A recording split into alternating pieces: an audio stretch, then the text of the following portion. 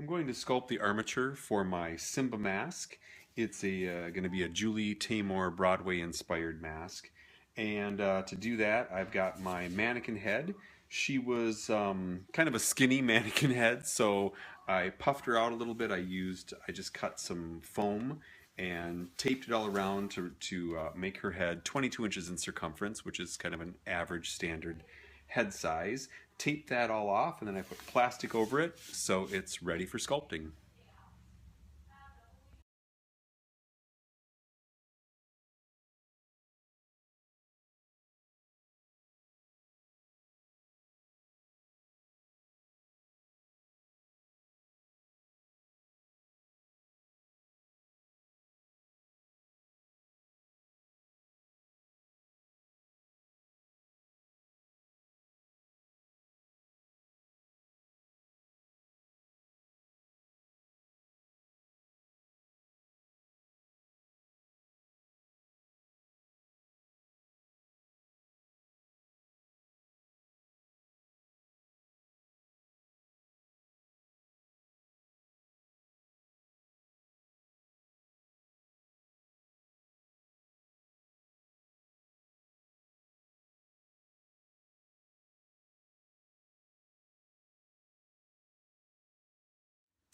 My Simba lion sculpt is complete, and so now the next step, what I'm going to do is I'm just going to use the blow dryer on it for just a few minutes, just to turn the clay a little bit more leathery, and then after that, I will apply the plaster wrap. I'm ready to do the plaster wrap. I cut out a whole bunch of 1.5 to 2 inch strips of the plaster wrap. I also cut a bunch of just cut them in half and just made a bunch of smaller sizes as well. I've got my bowl of warm water ready. That's what I'm going to dip the plaster strips in. Scissors handy. I got the roll handy in case I need to cut more. Everything's all set. So the first step is just going to be to spray the clay with it's just a very inexpensive non-stick cooking spray. You could use Pam, you can use anything. I just found this stuff works really well, and it's just a really like that. That's all I do. A really light spraying, nothing major. I just make sure to cover all the areas that the plaster wrap is going to hit.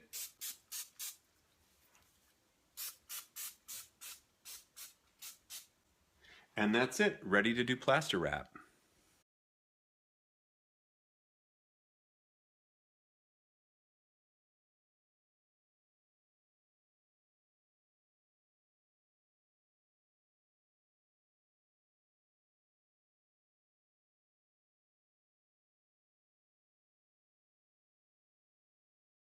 The second coat of plaster wrap has been drying for over an hour, and it seems pretty hard, so I'm going to take the clay out of the mold. The armature came out of the mold beautifully, and so now the next step is for me to do the paper mache. I'm just going to do one paper mache layer on the outside to give it strength, and then what I'll do is I'll come back after that and use the paper mache clay to do fine features.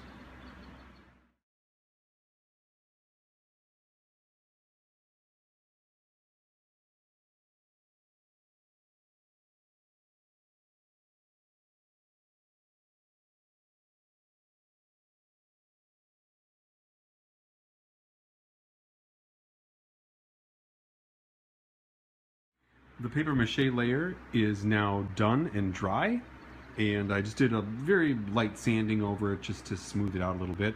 And now I'm going to do some fine sculpting using the paper mache clay. I've also got a little mixture of basically it's just white glue and water. It's probably maybe like a 70-30, 60-40 mix of more white glue and then just water. And I use that as you'll see when I'm doing the paper mache clay. Just instead of water, I'll use that to kind of smooth it out. And I don't know. I think it just helps and adds to the overall strength of it. So next is paper mache clay fine sculpting.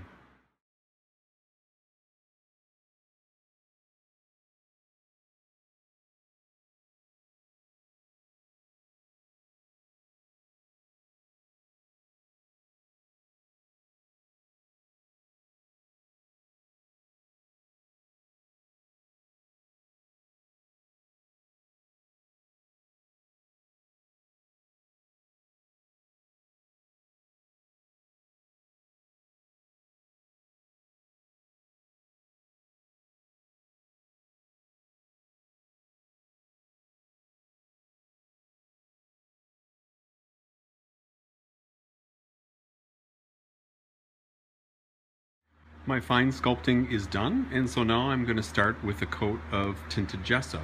And for that I'm just going to do white gesso with a bunch of milk chocolate and honey brown mixed in, just to give it a nice base coat. The coat of tinted gesso is now dry, and so I'm going to start with the real paints. The first paint I'm going to go from pretty much kind of dark to light, is going to be metallic Venetian gold.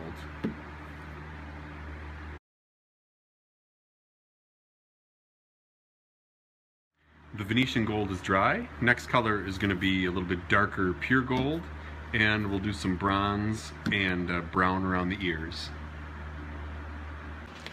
So what I'm doing with this darker gold color, might be a little bit hard to see, is I'm just putting it on. Actually, I diluted the gold with water, and I'm just kind of liberally brushing it on, and then I'm taking a damp paper towel and kind of blotting it to remove, I'd say at least half of it, so that the other gold comes through.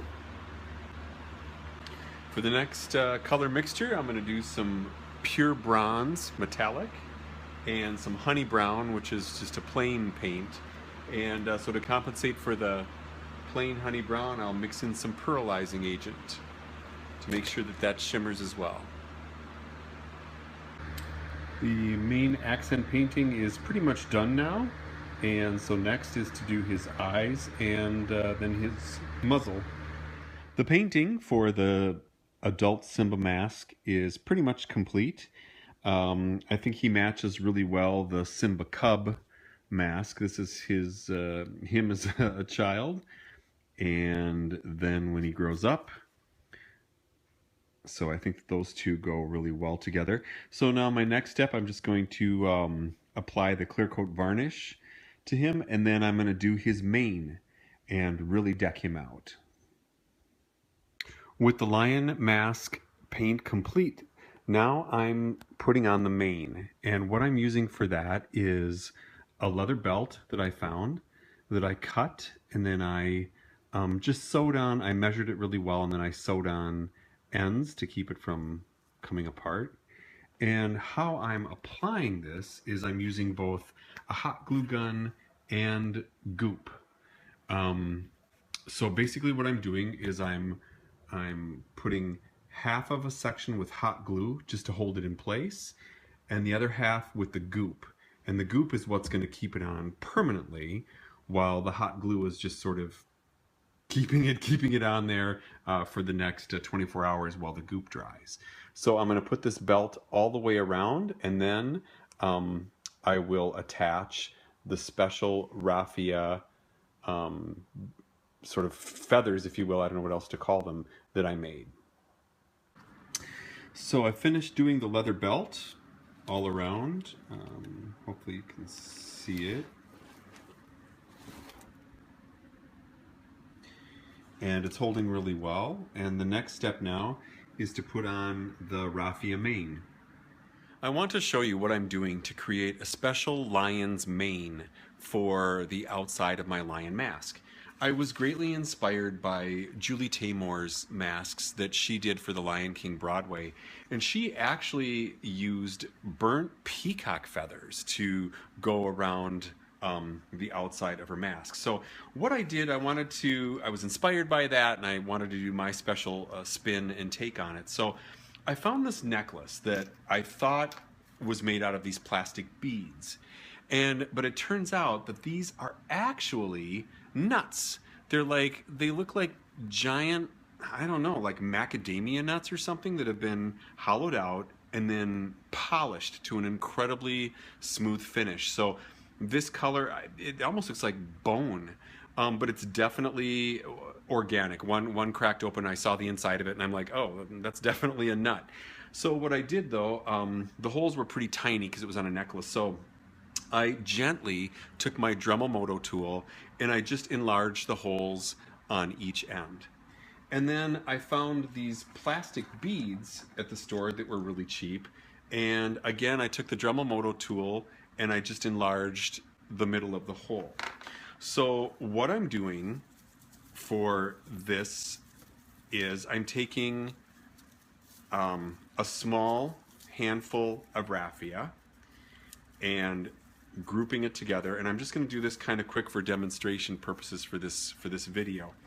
I'm taking a piece of florist wire, don't know if you can see it, and I'm wrapping it, coiling it all the way around really tight around the end of this group of raffia.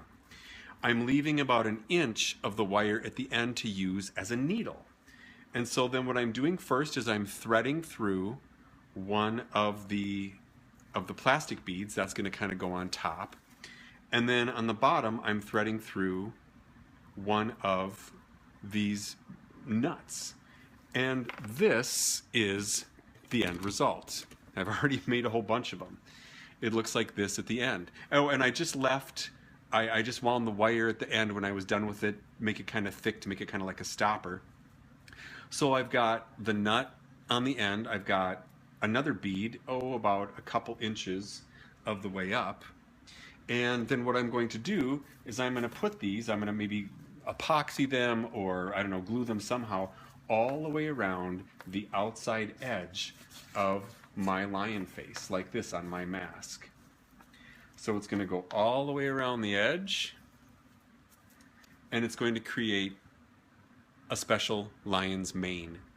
And I'll do video of that after I do it. So, but I just wanted to show the process of what I did to create this.